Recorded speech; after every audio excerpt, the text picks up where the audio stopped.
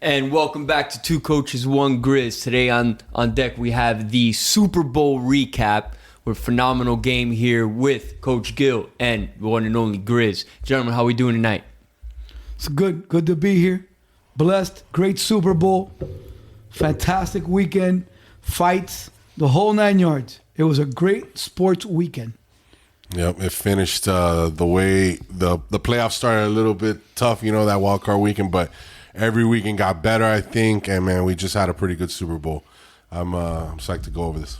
Yep, Super Bowl was at 56. Okay, Los Angeles Rams beat the Cincinnati Bengals 23-20, and the only way I feel that Matthew Stafford could get the monkey off of his back with a game-winning drive to seal the deal with a fade to Cooper Kupp with about 19-20 seconds left. What a game by Cooper Kupp, even after OBJ goes down, right? He puts the team on his back in the second half to bring him back. Wow.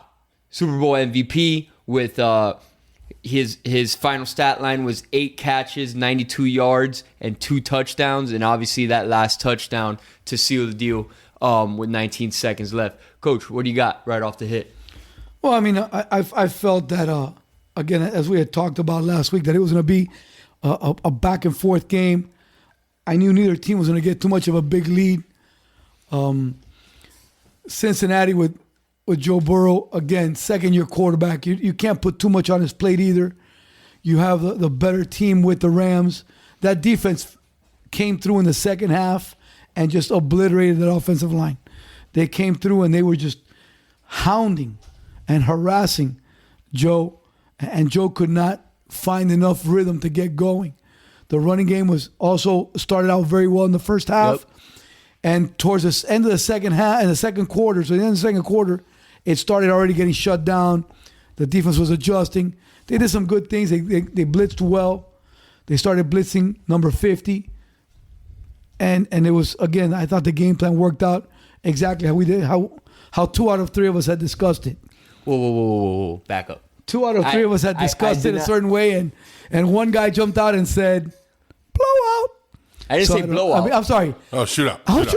Shootout. I said 48. Correct. Final score was combined 43. 48 is not a shootout. I know. 48 isn't close to a shootout. Whatever. We're going to move along. Oh, whatever. Yeah, of course. But Pass that off.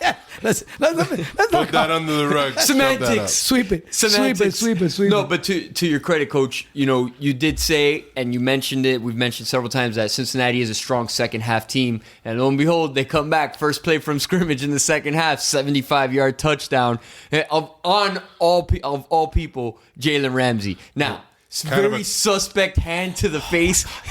Definitely should have been called, but what a no call. I was looking, I'm like, how do you not call that? It's blatant. Whether you want to call or not, you have to call that. That's just ridiculous. He pushed his face completely to the side. Excuse me. Like, what are you going to do? And I mean, how many penalties were called in the game? Like under 5. I mean, I think there was more called in the last 30 seconds of the game than there were the rest of the game. Because I feel the referees the entire game were like, hey, we're not going to be involved in this game at all. It has to be super blatant. And that was super blatant. as blatant as it was. And then they call the one on Kupp at the end of the game, which compared to that was like, dude, let that go. Listen, which I'm cool with them calling it. I don't care. To me, as a defensive guy, I'm looking at the middle linebacker, and that's a phenomenal play on the best wide receiver on the planet right now. Yes, was he a little tug of the jersey? Sure, but he stayed with him, right? Come on, you've been calling you were no calls all game, a very physical game. That was a makeup call, buddy. Yes, it was. Yes, 1,000%. We owe you a big one. We're gonna give it to you right. Jesus, this is gonna get. We waited long enough to give you this call right at the right time. Oh my gosh. Oh man, but complexion of the game I felt like changed when Odell Beckham goes down because they were forced to have to play zone with both of those receivers on the field. The field looked wide open. Remember, for them with that guy down, that means 2 of their 3 top pass catchers were out because Higbee couldn't play. They started doubling. Higbee Cooper was hurt. Yep. So OBJ goes down. So now you've got Coop and seldomly used Van Jefferson. Jefferson is the guy that doesn't get too many passes. And again, he had made a couple big plays. Yep. But That's not who. And I don't even know who the guy was that tipped the ball that caused Stafford's second interception. That was the second tight end. Yeah, I never heard of that guy. The third string tight end. Never heard of that guy. Yes. And, unfortunately, once Odell looked like he was going to have one of those games that maybe he could have had an MVP style game, they looked like they were going to have your shootout if OBJ. I only heard of him because he was at the top of the prop list. Yeah. He was the first name at the prop list. I was like, no, he's not catching anything. I mean, it was fun. I had a buddy here over at the house. I go, yeah, for sure. It's 6.5 on the over. I don't want to touch that. We go, see, I'm going to get it. Sure enough, 2 catches in, goes down. I'm like, sorry, buddy. But yeah, that's the way the game goes. It was insane. Just like you said, Grizz, like it looked like OBJ was going to have that MVP night. I mean, and again, the field was wide open for them. And as soon as he went down, the first thing I said was, oh, this is going to tighten up right now for them. Yeah, and it did. It did. No, of course. That's exactly what the Bengals need. Yeah. Every game they've needed something like that to happen. Momentum shift right there at the end of the half. Get a touchdown. I don't even want to explain the fact that I go, hey, Burrow's going to throw a touchdown pass in the second quarter. I put that for sure. That was one of my favorite prop bets. I put it in. And to have Mixon throw that ball, I'm like, are you kidding me? Right now? Because you should see that every year. That's the one they tried prop, the Philly special, but that's right? The one With prop. Stafford. The one prop I couldn't. They didn't have it. Was over 2.5 players throw. And I knew that was automatic. Yeah, I knew that was a they go-to did the Philly prop. special. Yeah, and I got to tell you, what a ballsy call by the Bengals. That's a great play right there. That's a great call at that time. Nah, great call. I mean, I'm upset because I'm just betting on stuff. No, but it was a great call. It's like, all right. And you know what? Again, frustrating. We have spoken about Cincinnati Bengals offensive line. They're built to come downhill and run the ball. They're not a great pass protection team. So, you have Samaje Perine. You have Joe Mixon in the backfield. Joe Mixon was running the ball well. And then they kind of got away from it. No, what happened was that they were able to break a couple of good runs first, and then when they tried to run again, they would get stopped and they would fall into 2nd and 9. Right. They would get into 2nd and long. Yeah, you got to stay ahead of schedule. And that would put them in a bad position where they couldn't keep running. Again, the punts, they punt, everybody punted. The defense, both defenses are solid defenses. They're good defenses. I had to think 11 punts total. Look, the game changed when that play where Aaron Donald pushed Burrow out of bounds, which was legal. And then all the other Bengals tried to get up in his face, and then he snapped. They pushed and you woke up the bear. You don't want, hey, I'm a Grizz, I know. You don't wake a Grizz up. And that is the ultimate Grizzly right there. That man said, okay, game over. I'm going to take this. And then what happened? The money they spent, your kid's going to be in college, you said, when the Rams will have draft picks again. Von Miller, 2 sacks. He did what he said he was going to do. 2 sacks for the monster. I mean, that defense said, hey, it's our game. And they did exactly the same thing at the end of the game that they did against the Niners. They just suffocated this guy, bro. They pinned their ears back and went to go get him. You want to be Joe Cool? Let's go. So okay, second half, right, especially in the fourth quarter, Los Angeles Rams defense, they catch their bearings. Again, like Grizz says, you poke the beast, be prepared for what's about to happen. I'm a defensive guy. I came up as a defensive guy. You got to give – listen, how is Aaron Donald not the MVP there? I know Cooper Kupp is a more than worthy option.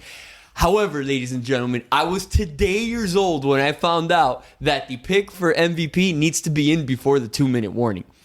And that's where the defining plays by Aaron Donald came. But again, after that. You can't cheat or lessen Cooper Kupp's role on that offense. 100%. Especially with OBJ going down. He became the guy. He caught that one on the sideline, took it all the way up. He made big plays. Finding soft spots in the middle of the defense. And let me tell you, that no-look throw by Stafford was incredible. What a great throw that was. That one, yes. That was amazing. He brought the linebacker down with his eyes, and he threw it past his fingers. You want to talk about a pair of balls. And there was Kupp right there. Crazy. Brass. To catch that. And those are the little things that put Kupp over the top. As well as Donald played, didn't come out until the second half to dominate.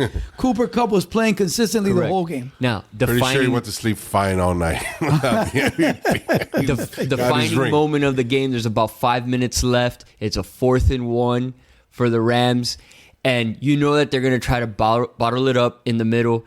And what do? Jet sweep to Cooper Kupp, right? And they needed, 1.5, 2 yards, and Cooper Kupp got 7. That's an MVP worthy play right If there. they get stopped right there, for sure, almost certainly they lose the game. What a great call there by McVay. But you got to kind of know he has that in his arsenal. No, but he had the call. I mean, again, he had the call. Yeah. He had to make a call because they needed to get the first down. That first down right there was do or die situation. To me, the moment that the game swings is when Cincy goes for it on the 50 and comes up short, and they throw the incomplete pass. What, at the beginning of the game? No. It was second half. Second half. It was 3rd and 2. They got like a yard and a half, and then he throws the incomplete pass. Instead of punting to flip the field. But they did the same thing at the beginning of the game. They went for it. But the game is different, though. But analytics is different. They shouldn't have gone for it at the beginning of the game. I get you, but analytics is different towards the second half of the game. Right. You're ahead. You punch it in the back. I think both spots they were wrong. Again, to me, that was it right there because they make the field longer. Correct. They put LA in a bad situation, and things are different. Right, but I'm saying they screwed up there. They gave up a touchdown. So they didn't have any turnovers. Right, and they had an edge of, they +2 on the turnovers. Only I think the 16 to ever have an advantage and lose. But those to me are turnovers. Those two right there are huge. You give up a touchdown right after at the beginning of the game. First drive, you stopped them. You should have punted. And like you said for the second one, same thing. They just. When it came down to the 4th and 1, the big people, the men for the Rams, the defense stepped up. Again, like I'm winning. I'm ahead. Right, exactly. You got to score. I'm totally agree with you. You got to score. Your defense has been playing great too, so why not? I totally agree. And time is against you, though. Everything is on your shoulders. A couple things, right? One that stood out to me, that 4th and 1 late by the Bengals, right? They have Samaje Perine in there instead of Joe Mixon. Joe Mixon, obviously, clearly the better runner. Samaje Perine just switch up back. Now, when you look at the replay of that play, you think, oh, he's got the first down for sure. It's wide open, and he's going to get the first down and maybe in another 3 or 4 yards, and then the man-child comes out of nowhere, and one arm just drags him back no, Bobby, Aaron Donald, you're not Donald yoked him back. Yeah. So, but again, and do you think that plays different if Joe Mixon is in the game? Again, I can't say because if Joe Mixon's in the game, maybe they put more D linemen up front. Maybe they line up differently. By having Perine in there, you're thinking more of a pass, right? More of a swing, so you open up a little bit more and you adjust to personnel. With Mixon, you're saying, okay, he's going to bring it down our throat. We got to hunker down. Right. So, no, I mean, fair point. And then the other part we discussed last week in our Super Bowl preview, we had Matthew Stafford, who threw the most picks in the NFL this season, versus Joe Burrow, the quarterback who took the most sacks this year. And remember, it's Burrows. It's a U. What did I say? Burrows. You keep calling him a Burrow. Sorry, it's my accent. I apologize. But, we talked about which team is going to mitigate or cover that deficiency for their team most. Stafford had 2 interceptions. Joe Burrow, there you go, gets sacked 6 times that was in the game. And he's been getting punched in the mouth and getting back up all playoffs long, all year long, really. That was a nice little prop, over 5.5. That was a nice little prop right there. That was for the sacks. So he gets sacked. He got sacked 7 times. Sweet, yeah, he sacked 7 times. Yeah. So again, my contention is, and as the game has seasoned now for a couple of days, and everybody's been talking, there's all these talk about Stafford as a Hall of Fame quarterback. That's a resounding no. It doesn't matter. He's never done anything. He's never turned around a franchise. He's won a Super Bowl. Okay, great job. Congratulations. I'm happy for you. Good stuff. You had great players. You got to a great team. I got you. But you're not a Hall of Fame quarterback. But I do think there is something to say about he was a good quarterback, dare I say great quarterback on an unturnaroundable team.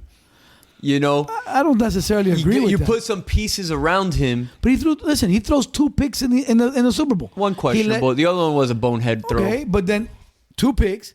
Like you said, he led the league in picks this year.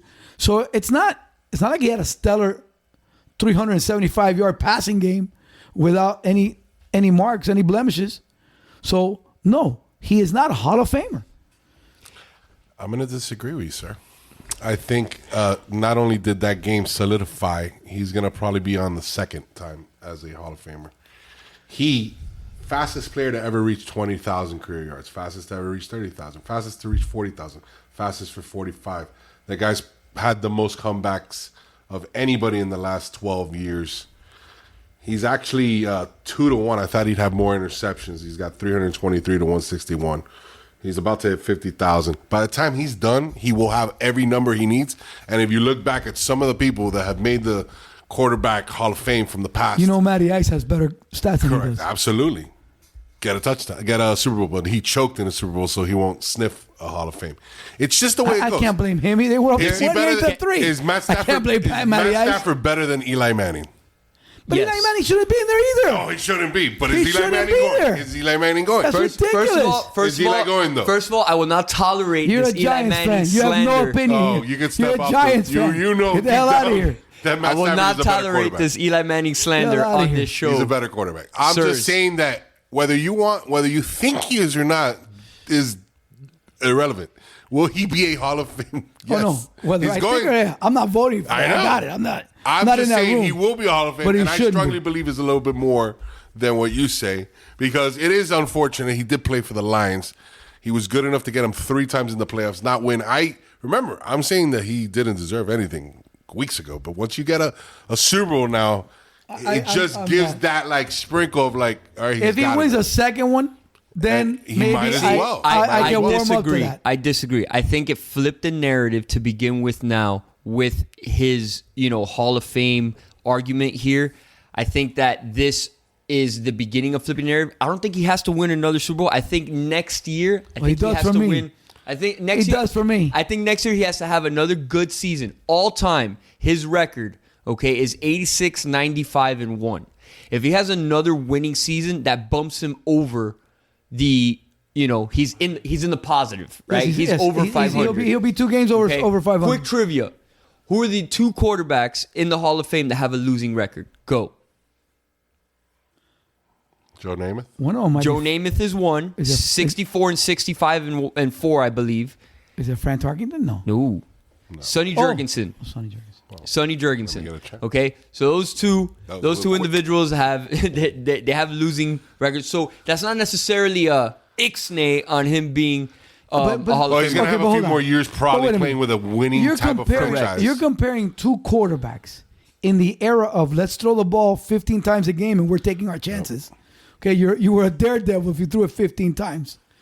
Okay, to today's football where you air it out 30 to 40 times a I game. understand. Like I said, minimum. I personally don't think he's there yet. I do what I'm saying. think that if he has another winning season, doesn't necessarily have to win a Super Bowl, but get into the But playoffs, you know what? maybe I'm win a going to game. tell you what. That is what cemented your boy getting it.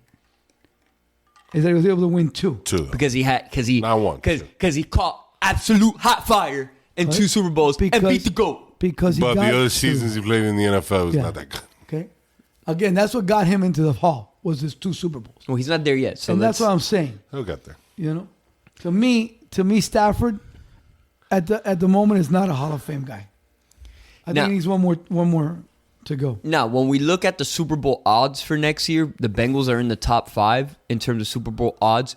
Do you think they have a solid chance? Because, listen, the AFC is stacked. You got the Chiefs with the best odds, then followed by the Bills. And then you have, obviously, a couple NFC teams, depending on quarterback situation. And then they're number 5. To me, the second year, I see them missing the playoffs. correct. See, I think that this may be the worst team that he plays on. I think that they're going to invest heavily on that offensive Oh, they line will. in free agency and the draft because they have everything else is pretty much set on that team. But everybody else is But going to again, get better too. Grizz, you brought this up last week, right? He could also very possible go the way of the Dan Marinos of the world. Get there early, second year. No, the thing is that you're gonna improve your team. They're like 3rd in cap space. They can like get anybody they want. They're gonna draft linemen galore. But the thing is, you come after like if you look at like probably the last 20 Super Bowl losers, you have a lot of hangovers, and it's tough to come back. And everything went right this year. Correct. Everything went right in the playoffs for them. I mean, to get where they got, they had a lot of good bounces go their way, and you're going to have to replicate that. Everybody else is now looking at you like, oh, we ain't taking you for granted now. You have you're like the Chiefs had it the last few years. Now they have the target on them. So every game you're going to get the best from a team, and you have to be consistent every week, and it's going to get tiresome. That's what happened. So, Look at the Panthers. It's easy when you're an underdog. Yeah, and exactly. And they don't want to be underdogs. Burrow said it himself. If you keep winning, you're not going to be looked as the underdog anymore, and that's true. So now you have to come in with a different kind of way, like we're coming here to play. I think Burrow is going to be awesome. But everybody, bro, this is a stacked conference. And to have everything go your way, I think, everybody in their division, minus the Steelers, because now we don't have no Ben, but God, Tomlin will figure it out, and that's always going to be a tough out. I think the Ravens will get better because hopefully they'll be healthy. Their whole team was massacred. And the Browns, we're going to have to see if what are we going to get from the Browns, They had a lot of hype. They were supposed to be the Bengals this year or last year, and they had the hype and they felt, so we'll see. I think they don't make the playoffs, to be honest. And it's not that they'll have a losing season. I think they can still go 9-8, 10-7, but you're going to just have so many teams. Well, and also we also have to talk about potential hangover with the Rams as well. OBJ doesn't look like he's going to start the season. That's an ACL tear. Yeah, you're getting Robert Woods. You're looking at 8 months to a year. But I'm going to tell you what, recovery time for them right now. Their division looks great, right? Because everybody's in disarray. But Seattle's in turmoil. Right, the Niners are still going to be good. Von Miller's also but you gotta old. Have the but their quarterback's going to be a second-year quarterback. You're going to have. Did Von Miller shoot his wad? In this last Super Bowl, is he going to be anything near what anywhere near productive? I think he'll always be productive. You're still going to get the best out of the Rams because now they're going to defend it. So probably go all out. They're going to be hungry. Still. Now they do. If Donald does retire, they do have to replace a force in the middle. So again, I don't even know how that. But out of all is the there teams, any conceivable notion that he retires? I mean, again, he was talking about it or whatever. But I think it was just. My thing is that in their division, you got right now the Kyler Murray drama in Arizona. Seattle's not. Which I have no idea what's going on with that. Seattle is in disarray. San Fran, they don't know if they're going to keep Jimmy G. They're going to trade him. What they're going to do. So again, there's a lot of variables going on there. I definitely they should win their division. I think, like I said, McVay's the type of coach that I think he's a hungry young coach that he could see himself. Hey, this could be the start of my my Belichickian career, and build himself because people were saying he wanted to retire and go. And it's like I think people are out of their minds now. He's 36 years old. He's 36 years old, and they're like, and he's going to be the next Gruden to 2 Super Bowls. Dude, they talked about him getting married, and that guy is gonna coach for like the next 2 decades if he obviously keeps it up being a great coach. He's going to be here, and they have a potential. The NFC is not as stacked as the AFC. That you win your division, you got obviously a top seed. You could do this all over again. So I think they have a chance. And it's also where even with their quarterback and some of their players, it is an aging division. Correct. Because or conference. Because when you look at the AFC. All the stars are young bucks. The quarterbacks, all 4 and 5 quarterbacks, are young studs.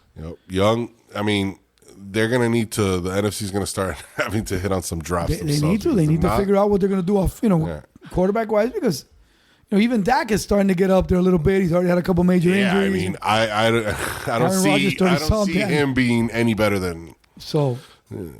This is going to be a whole. And Aaron Rodgers, to be honest, I think he stays. Because he has to be like, look, there's nowhere else. How can him going to Denver to me is insane. I think there's a lot of division right now. I think there's a lot of variables there, Grizz. I think he would stay in the NFC. Definitely, they need to re-sign. They need to throw the house at Devontae Adams. If Devontae's not there and won't be there, they need to get 1A, 1B. They need to get a number 2 wide receiver for him. The running backs are set. I do think they need to maybe add a piece or two to their offensive line. They just have to win a goddamn playoff game, bro. And can they catch fire again on defense? Yeah. Well, I'm going to tell you what. I do concern myself with their offense because I don't think they use the tight end position well enough. Every time they've used the Tonkin kid and him, that kid he's been wide open. I mean, and again, that guy should be a top 5 tight end. They don't use him. He only He needs to stop that. And he needs to use and get a better relationship and rhythm with his tight end, so that way it opens it up a little bit more. It opens everything up. No, I definitely agree with that. By the way, side note, shout out to Eric Weddle coming out of retirement and now retiring again, catching himself picking up a ring. He did tear his pec though in the game, so he did earn it. He did earn it. And he kept on playing. He's like, let's go. I got to talk about not missing a step after not playing for a couple of years. You got to give him credit, man. That's he didn't go into a winning team. Let me try to get a Super Bowl. But he did provide. He became he did provide. In 2 weeks, he became the signal caller. Yeah, I mean, he made all the adjustments that they needed to make. Yeah, what a beast! Coach on the field doesn't hurt. So I have to ask you guys a question. And we have a resident schlep rock known as the Andion in our group. Did the Cincinnati School District Andion the Super Bowl for the Bengals 2 weeks in advance, saying that they're canceling school the Monday after Super Bowl in anticipation of the Bengals win? Well, I mean, first of all, if you're gonna make that decision, you got to make it early. So I can't. I'm pretty sure there was some Rams things going on like that. We just didn't hear about it because they didn't listen. Coach, I disagree. Coach. That's in the Midwest where they routinely have snow days that are canceled the morning of. But you could have done the same thing. No, that's an emergency situation. You cancel it that Sunday night. Miami has hurricane days. But again, the Midwest has snow days. That's an emergency situation. They don't have something called an Andion over there, so they didn't even think about that. They're wholesome people. It's just hey, let's get this thing ahead of the curve to help the kids out, stuff like that. It's not always about you. And now the kids were not always about your fantasy team being talked about. All these families were sitting home miserable. after a Super Bowl loss. I don't know about the families. The kids were. Yeah. The families might have not. I'm telling you, man, they might feel all the miserable things in the world, but they hadn't been anywhere in 33 years. I'll tell you what, man. Season. They had a great season, and it's one of those because, like I was saying, that I didn't think those, the fourth down call that they gave a touchdown next. All right, that happens. You take a chance, okay. But he really didn't coach a terrible game. It wasn't like a game that was like, oh my God, it was. You could see how great this staff was. It was a good game. Things happen. A team gets the ball, last scores, a team gets stopped, game over. So it's not like, you should hold your head and be like, oh man, we suck as Cincinnati fans. You should be at all. We got to the Super Bowl, goddammit. Eli Apple should, though. You know what I want? Terrible. Eli, that's why he's a giant at heart. Giant at heart. That's why the Giants got rid of him. Because he's a giant at heart. He sucks. Terrible. The whole world. He can't leave. It's like the Dolphins. 8 billion people in this world know that it's going to Cooper Kupp there. And no, but and now I got to give, and I saw it today. I was watching. I saw Orlovsky do the breakdown of that route. Cooper Kupp ran an incredible route, and the ball was placed. It got placed there. Back shoulder. That was one of the funniest things. He just did an incredible watching job Dan just of pressing the kill Stephen A. Smith. Yeah, I love it. But he just pressed. He was so on Stafford. He stemmed that route. Oh yeah, and he broke open. He did a great job. Precision. I don't think there's a corner throw and catch unless precision. You get your hand. And that's my thing about that. That sometimes I always talk about corners getting their hands on receivers. I don't think the corners do that as much anymore as they should. Well, Coach, the problem is listen, and we see it in our level of coaching too in high school. They want to lunge at a guy and sit back, let him make his first move, jam with the inside arm. You're not going to get beat deep there because you only have about 10 to 15 yards of real estate to work with. Keep him in front of you. Okay, make him work to the sideline. Contact. Take away his space. And on top of that, not that I'm a DB's coach or anything. When you make contact, I don't know about that. Well, that's still the jury's still out. When you make contact, you throw off the timing of the route and the throw as well. And that route right there is all timing. When you take away the space of a receiver, you make them uncomfortable. Okay, and like I said, that was my point that Eli was not in bad position to start, but then he got put on his heels, and he wasn't able to recover.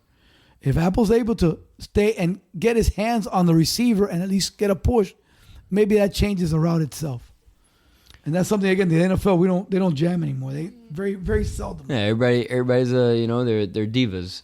They're divas on that side. Very seldom. So, looking forward on the outlook, I mean, listen, I want to get back to Where are they playing the Super Bowl next year? I believe it's in Las Vegas. We're taking the Raiders for the championship. Then we're going believe, for 3 right? for 3. Or is it Arizona? Is it Arizona? It's either Arizona. No, I know in the next positive. 2 years. It's either the draft that I know is I'm in almost Vegas for positive sure. it's Vegas.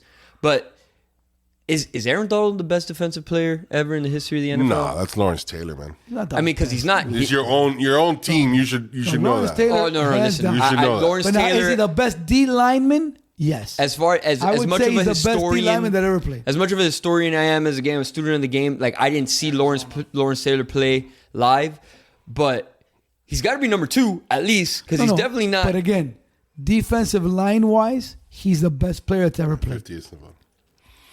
best Okay. defensive player Arizona's ever played. 57, 58 is Nevada. All right, so we have to put money on Arizona then. No, Wow, early.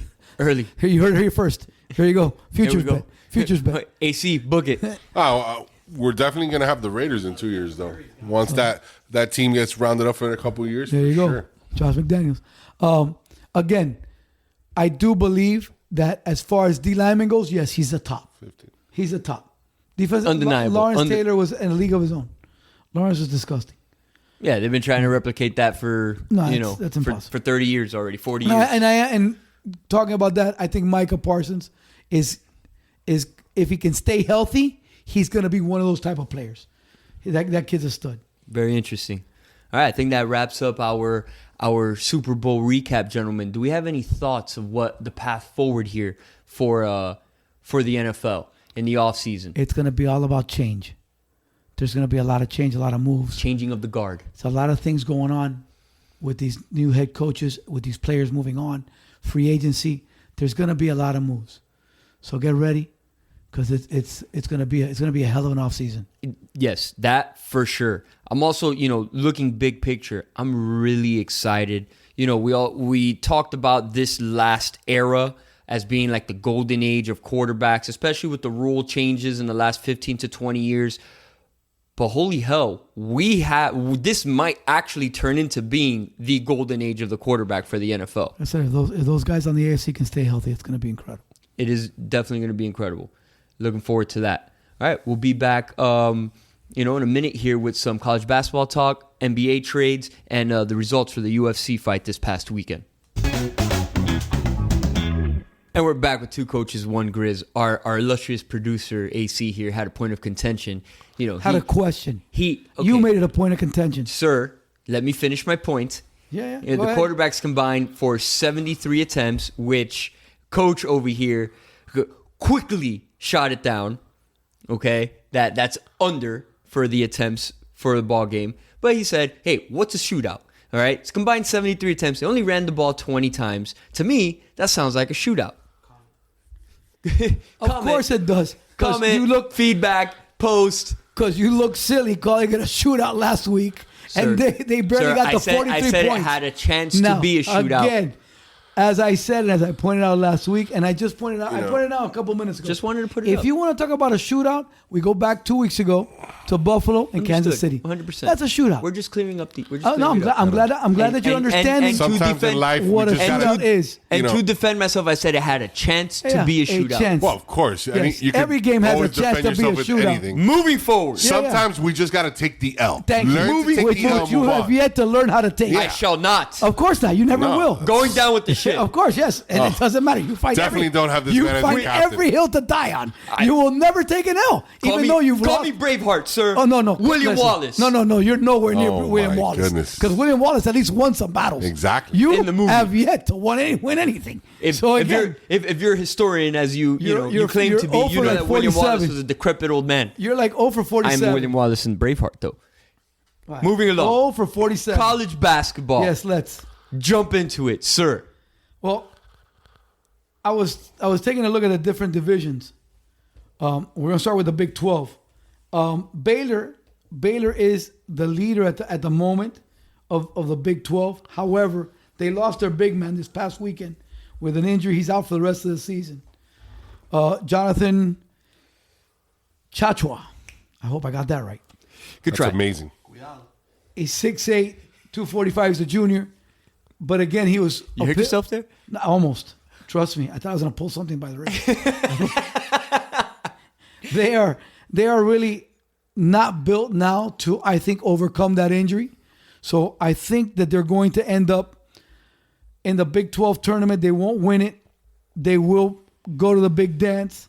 What's his prognosis? No, he's out for the year. He's done. Oof. He's done. I do think Kansas, though, Ouchies. has a perfect setup to step in Kansas always wins it. and win the Big 12. Right behind them is going to be Texas Tech and Texas. Those are the top 4 teams in the Big 12 as far as I see it going into their conference tournament.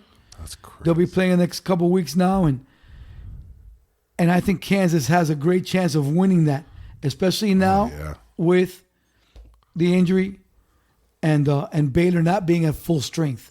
It comes at the most terrible time. As usual, these injuries come at either the right time early on in the season, you can overcome it, or boom. Yeah, because they have no time to adjust. They kind of have to figure it out on the fly. Very difficult. And again, basketball, it's habit forming. Just like we were talking about football with rhythm. Right. You know, you get to know where everybody is on the floor, the point, the spacing, all those little things. So now they'll be moving on without them. If we jump to the Big Ten, Purdue is clearly the class of the Big Ten. They should be out in front. You've got Illinois, which was also a very strong team. After that, you've got Iowa, Ohio State, and then the third tier ends up being Michigan State, Wisconsin, Michigan, and Indiana. Again, you've got it is top heavy. You're going to have a lot of teams from the Big Ten play in there. Mm-hmm. Purdue has the best chance to win the Big Ten. However, I never discount Wisconsin. Yeah, don't sleep on Wisconsin. Wisconsin loves that slow basketball game, good defense. Grizzled vets. And they always Love the play Badgers. very well in the tournament. So that's one team I would keep my eye on to win the Big Ten. If we take a look at the SEC, Auburn is the cream of the crop there. However, Calipari's Kentucky team is really starting to make some moves. Mm-hmm. They might lose tonight. Their point guard is out. They've got a tough game this evening. And again, I do think that it's going to be them and Auburn. To me, it's them and Auburn for the SEC title. You've got a Tennessee team, which is who Kentucky's playing at Tennessee, who's third. Then you get to LSU, Alabama, and a little dark horse there in the SEC is Arkansas. Arkansas is one of the better teams. They play really good defense. They're one of the tougher teams at home. Again, as far as Ken Palm goes, they're 20th in adjusted efficiency. So again, you're looking at a top 20 team that can play good defense, has a decent front court, and their losses have been to pretty good teams. They're 19-6, and most of the SEC teams have lost 6 games. But again, they're playing each other. It's kind of like a gauntlet that they're going through. Correct. So that's kind of like, if you had to choose, is that the conference that's the most up in the air to you? Or, are we looking more Big Ten, in terms of conference play coming up now in the next couple weeks? I think Big Ten has the most players to go to the big dance. So that would be very competitive. But the SEC, the competition in the SEC is huge. I think the two best conferences are the SEC and Big Ten from what I'm looking at. They look like they'll both probably get like 7 teams. You got an Alabama team in the SEC that can pretty much play with anybody. Anybody. Right. LSU, if LSU wakes up, if Coach Wade can get his kids woke, they can another one. Another team that can. These are teams dominate. that can make Elite 8 runs for sure. Correct. Any of these teams there. Mm-hmm. So again, that's to me they're more competitive there. The Big Ten has more players that'll go. Okay, and then the Big 12 has 3 or 4 teams that can dominate. They looked good at the beginning of the year with like the Iowa States and I believe like even Oklahoma State, but those teams, Oklahoma, they have just been destroyed in the conference. In conference, they've come down, and again, as we've alluded to during football season, conference play is always the toughest because you know each other so well, right? So going to the other team's house and play, home games are always such a different animal in college basketball. unlike college football. Mm-hmm. So, again, that's why in the Big Ten you see some of the teams have dropped off. But I don't think that the second-tier teams in the Big Ten can compete with these other guys. And that's what I look at. You got to look at it as they go down the march. Yeah, down the stretch. And as they go from the first day of the bracket to the second day, who are they playing? Who are they matched up against? So that's why I'm kind of giving you the top 4 or 5 teams so you can keep an eye on them, see where they're seated. Yeah, who they place. Who gets streaky right. at the right time, who gets hot. And who they play. And again, that comes down to matchups. Once we get to the big dance, it's all about matchups, seniority, who's been there. Some of these mid-majors that have been going for 2 or 3 years and their kids are seniors, they have a great advantage. They have a great advantage because they're used to the grind. You know what's always striking to me, as a football coach and being a football player, you prepare for a team.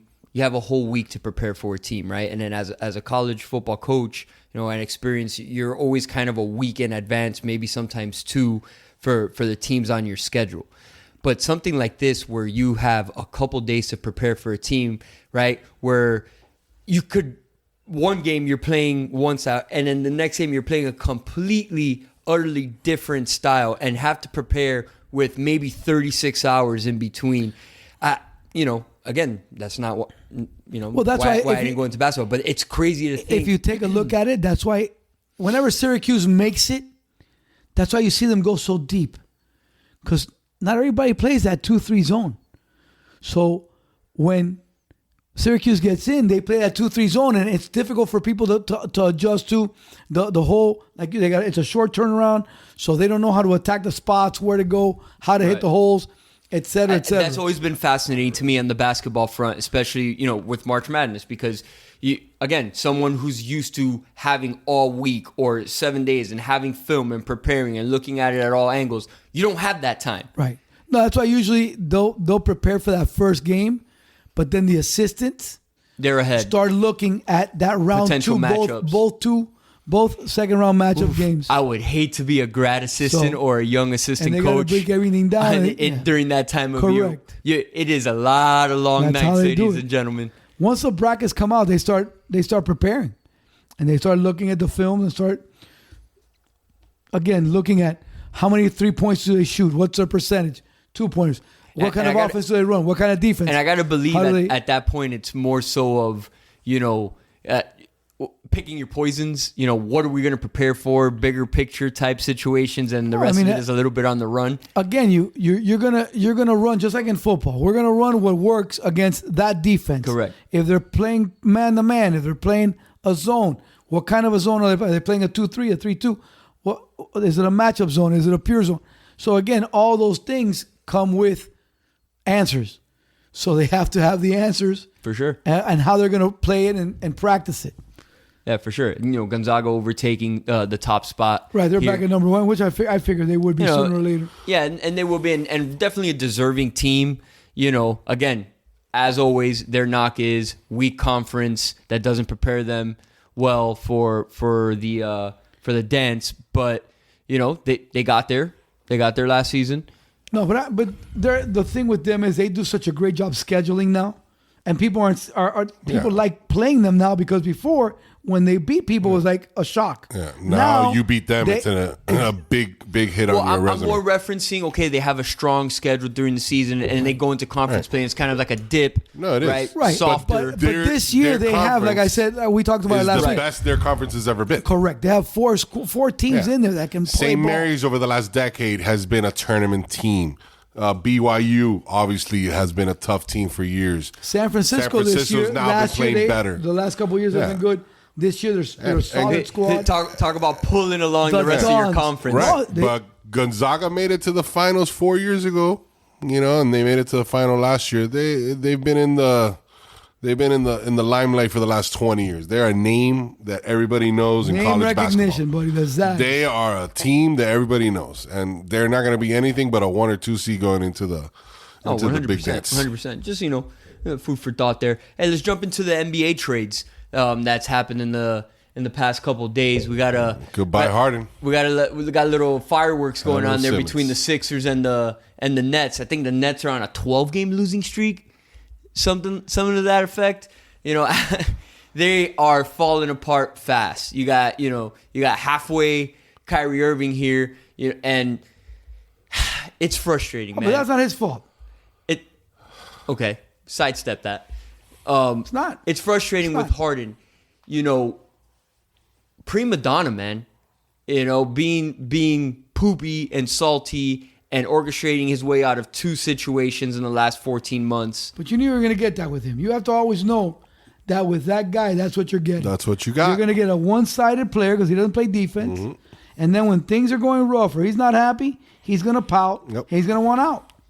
That is the story of his career. And he's going to get the most money anybody's ever had next year. So that's what you get when you play in the NBA. It doesn't matter. If you got talent, you can pout all you want and get what you want. That's what I'm seeing. Yeah, Sixers, they landed Harden in exchange for Simmons. The Sixers got James Harden and Paul Millsap. The Nets got Ben Simmons, Seth Curry, Andre Drummond, and a 22 and a 27 first-round pick from the Nets. I mean, you would think that the Nets won that trade right up front.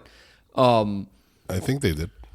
But listen, the key to that trade is the only way the Sixers win that trade is if Harden is able to coexist with Embiid. Mm-hmm. If it can turn into an inside-out game and Harden doesn't hold the ball for 18 of the 24 seconds, take 75 shots in the game. This is his first time ever playing with a guy of his talent, size.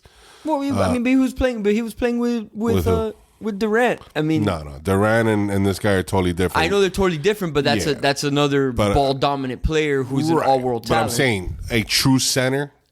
He's never played with a true center. Never. This is the true center who is at the peak of his career, correct, and B playing the best basketball of his career. He's the MVP right now. Right now, yeah. Right. I mean, head and shoulders. He gets the award today. Head and shoulders. He's balling. So can he coexist? And also the thing is that Harden, he might have already reached that top of that mountain peak, and he's already coming down. I mean, the guy's got to, let me tell you, from a guy who has a couple pounds on him, he needs to hit that sauna or something, man. He needs to lose a couple pounds there. I think it's time for the beard to get. Maybe play some defense. Get rid of the beard. Trim beard. Maybe play some defense. I mean, well, he's never done that. When they were with the Nets, they were like literally. He has a better chance of losing 25 pounds than ever playing defense. The guy can't learn today how to become correct. Yeah. Our producer, defensive specialist. Our producer Ace brought up a ridiculous stat that Kyrie Irving, James Harden, and Kevin Durant played a total of 16 games together. Insane. So how do you think Ben Simmons is going to fit into the Nets now? He doesn't need to shoot. He doesn't need to do nothing. He just needs to pass that ball to his playmakers and just he assumes a point forward role. Yeah.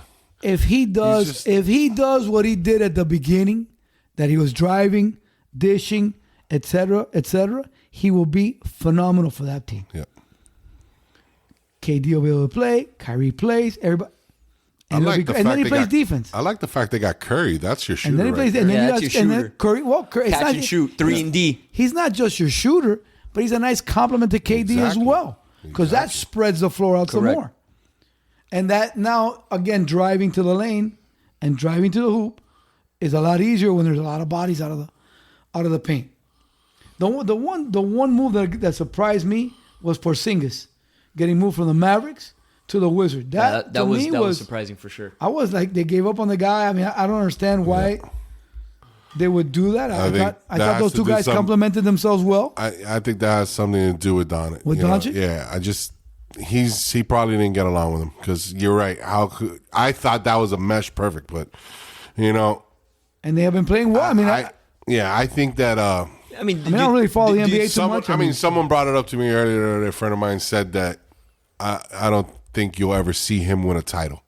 Like, you can't really put a team together around this guy. Well, there is a sense that he's kind of damaged goods though as well. But my thing is, I'm not talking about Porzingis. I'm talking about Doncic, not Porzingis.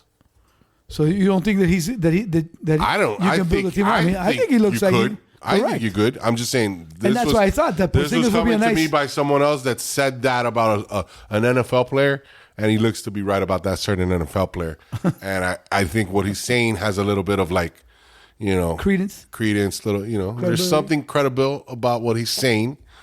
But I just think nobody can win on their own anyway. It's the NBA. You Not need to anymore. You need to have at least minimum 2 major All-Stars, maybe 2 major Hall of Famers, and then like a third guy that could be like an All-Star type player. But you need that in this day and age. So him by himself, taking away a guy like Porzingis, that right there, I thought that was one of those 3. So taking away that guy, I don't think... especially after the playoff run and the way that he performed last year. I just thought it was a good compliment to him. I thought they complimented each other pretty good. Yeah, exactly. And Doncic putting the team on his back in the playoffs. That was like worthy of like that's going to be I think it's a head scratcher personally. No, I definitely agree. Maybe money implications. Also, like I said, I think there may be in like a sense that he's damaged goods. That hasn't come back to his prior form after. I look at his the injury. biggest moves being no moves made. Like the Heat not making any moves, staying pat with the team they have, the number 1 team in the East. Number 1 team in the East, baby. 37-20. And they realize they don't need anything. And the Lakers didn't make any moves either. Yeah, they should. LeBron's trying to make one move. They are done. Trying to get a parade. Gone. A year later, they're gone. Trying to get a parade. They are done. They're 26-31 right now. They're 9th in the West at the moment. The team is geriatric, to say the least. I mean, he's still putting up numbers, but he can't carry a team like he once did. No, of course not. And they play, again, talk about a team that plays no defense. That's really what their main struggle is right there. They have too many old bodies on the court that can't stay in front of the younger dudes. Ridiculous. This is a terrible Thinking of sign. Westbrook was a terrible pick. They should have got Buddy Hield from the start. Yeah, and they gave up assets and draft picks for that. I mean, you got to keep the young guns. But I don't know. Yeah, but that's not a team with LeBron. They're gonna try to put the names with him, and anything with him should make it happen. But that's it. He's too late in his career for that to happen, I believe. My issue with that, and they needed shooters and they didn't get it. Is that these teams that he keeps going on keep allowing him to influence who they pick up. Right. And sign this guy. No, man, that's not your job. Just like when they were talking about, they didn't. What was it? They didn't consult Aaron Rodgers. They didn't consult this guy. That's not your job. It's not your job. Your job is to play the game with the guys that we get around you. Basketball more than any other sport, I think, has that with the star player because, of all the team sports, it's the star players. Obviously, there's few of them, and the man in the NBA the last 15, 20 years is LeBron. So they're going to listen to anything. I thought it was Pat Riley. My bad. I mean, that's why I didn't last. That's why I didn't last here very long. Well, good. I mean, I get what you're saying. Player wise, I agree with you in that sense. But you consult with, especially at quarterback, you consult with the dude because he's your. Listen, man, you have Frank Vogel as your head coach. That was all LeBron saying. I could take this team and win a title with this guy. I'm paying you. X millions of dollars a year. This is who we're drafting. Thanks. Have a great day. Yeah. Sorry. Oh no, I do agree that NBA is different complexion all the way around. But you consult with the guy. You don't give him the final say. I'm not giving him consultation. He doesn't need to consult. LeBron at this point, I don't need to consult with any of them. You make him feel. You make him feel like. Why am I paying you to be my GM? I make you feel like you're involved in decision making. That's okay. That's okay, because every time you make a decision on your own, it goes haywire. That's poppycock. Haywire. I think personally, LeBron. Haywire. Yeah? You want to talk about your decision? My decision. We're going to move along. Go ahead. Yes. Listen, I think personally, LeBron, this is my belief. If he wins another title, I don't think he cares anymore. No, I think completely understand. Honestly, I think he's waiting out to play with his kid.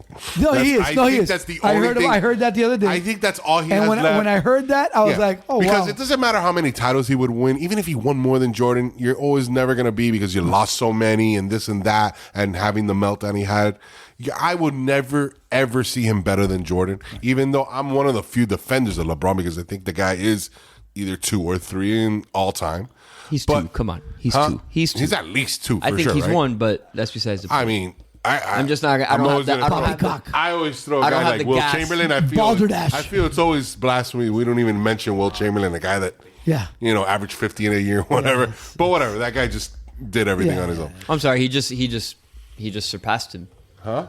Who? I'm talking about Kareem Abdul-Jabbar. Oh, I don't talk about career points. I'm talking about 50 points a game for an entire season. Oh, hurt. You try to do that. Anybody. No Jordan. Nobody did that. Listen, I'm just trying to... 100 in a game. I mean... Poppycock. During his time, there was no one more dominant ever. We will not have Shaq. more of that tomfoolery. Point being, you can have your number one. That's all good. I'm just saying, at this point, LeBron's just hanging out, waiting for the kid, have a game with him, and that's it. Then he'll retire, make terrible movies. No, I'm not going to. He's going to be fine. Yeah, I think you're absolutely right there. Oh, he's going to make more terrible movies. That's for sure. Oh, he's an awful actor. Oh, my God. Stick to your day job. Atrocity. Unfortunately, you got to retire one day, though. Atrocity. Terrible.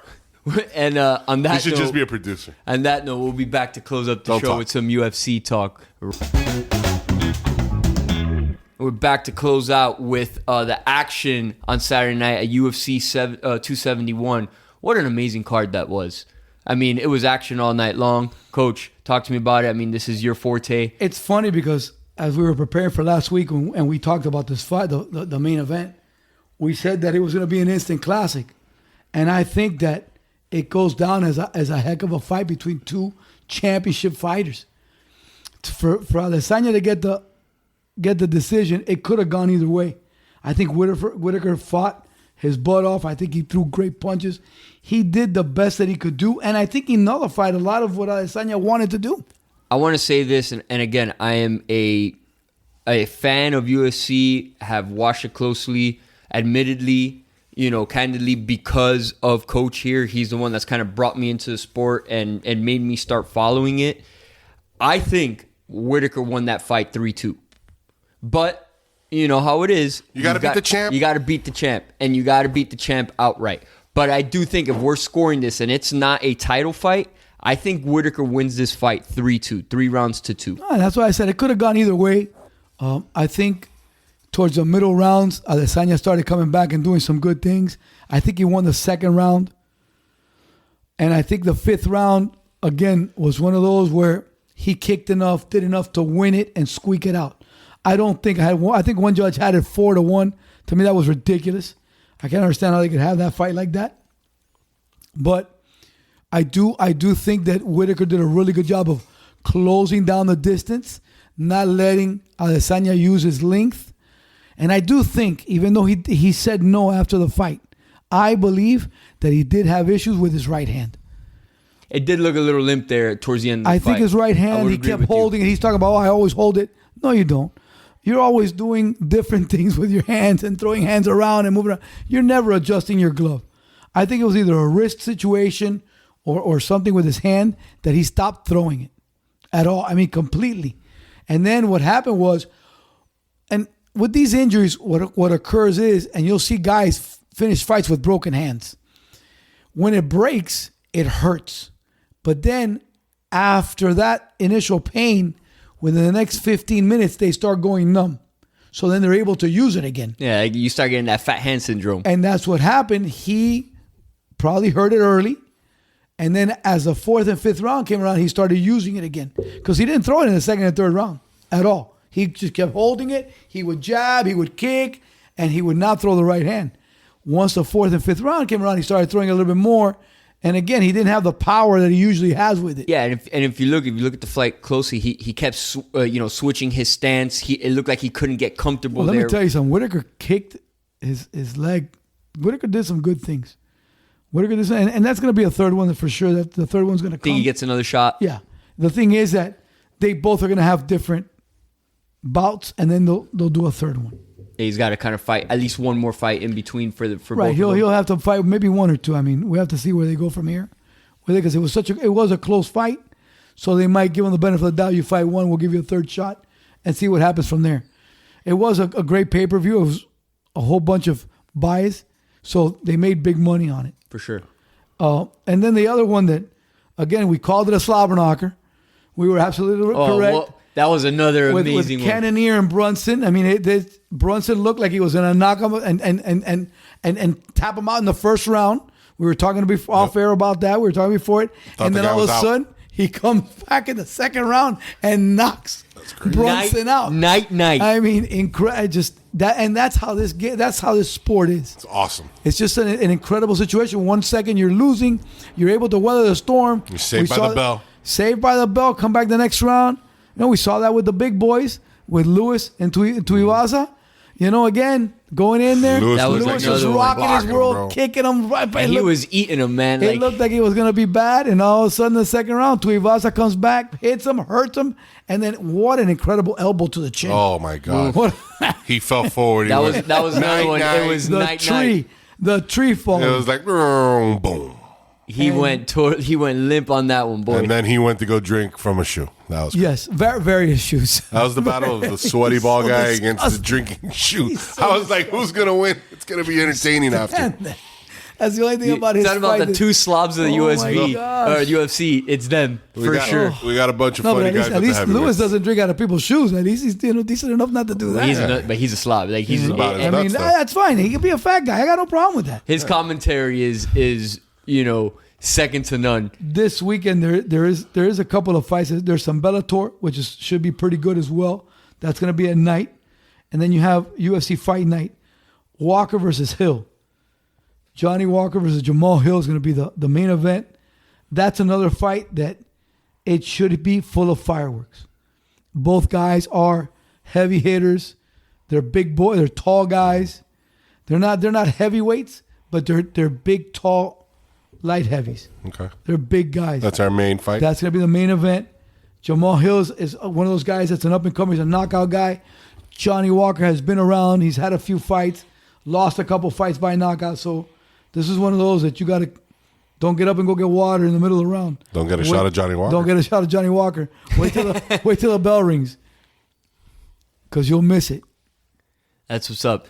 Well, I mean, hell, looking forward, gentlemen.